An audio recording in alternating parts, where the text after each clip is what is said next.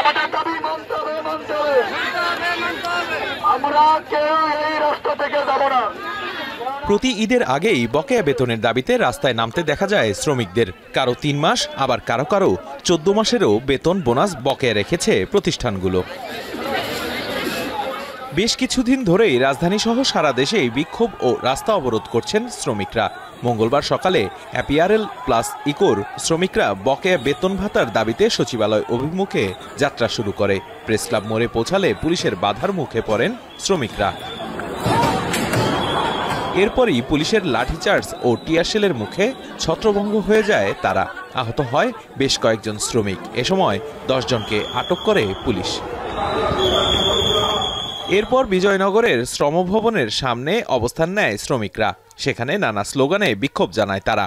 বলেন, মঙ্গলবারের মধ্যে পাওনা পরিশোধ না করলে কঠোর অবস্থান নেওয়া হবে। হাসিনা সরকার পালিয়েছে, আজকে যে মালিকি ব্যবস্থা সেটা রয়ে গেছে, এই ব্যবস্থাও আমরা রাখবো না। আমরা যদি আজকের মধ্যে আমাদের যদি ন্যায্যতার ইচ্ছা যদি বুঝে না হয়, আমরা রাস্তা অবরোধ করতে দ্বিধাবোধ করবো না। পূর্ণভাবে যখন শ্রম মন্ত্রণালয় ঘেরাও করার জন্য শ্রম মন্ত্রণালয়ের সামনে গেলাম, তখন পুলিশ আমাদের উপর নির্মমভাবে লাঠিপেটা করেছে।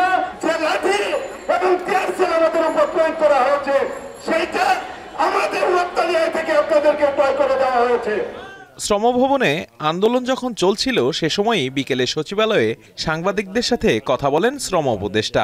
আগামী ২৭ মার্চের মধ্যে সকল পাওনা পরিশোধের নির্দেশ দেন তিনি।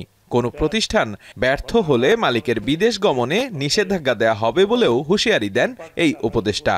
২৭ তারিখের পরে যদি দেখি যে আরও কিছু বাকি আছে, তাদেরকে বন্ধ করে দেবো। আর যদি তারা ২৭ তারিখের মধ্যে ভেঙে যায়, তাহলে ফ্যাক্টরি তালা লাগবে, ফ্যাক্টরি বিক্রি ব্যবস্থা আমরা করবোই করবো। পুরনো পাওনা হোক, যেই পাওনা হোক, যদি না দিতে পারে তাহলে সেই মালিকের বিরুদ্ধে আইনানুগ অ্যাকশন নেওয়া হবে। উপদেষ্টা বলেন, ১২টি প্রতিষ্ঠান বাদে সবগুলোই বেতন ভাতা পরিশোধ করেছে। এ পর্যন্ত ১০টি ১২টি ফ্যাক্টরি আছে। দেবরাজ দেব, এখন, ঢাকা। লিলি হালাল বিউটি সোপ, বিএসটিআই কর্তৃক সনদপ্রাপ্ত দেশের প্রথম হালাল বিউটি সোপ, দীপ্তিময় উজ্জ্বল ত্বকের জন্য।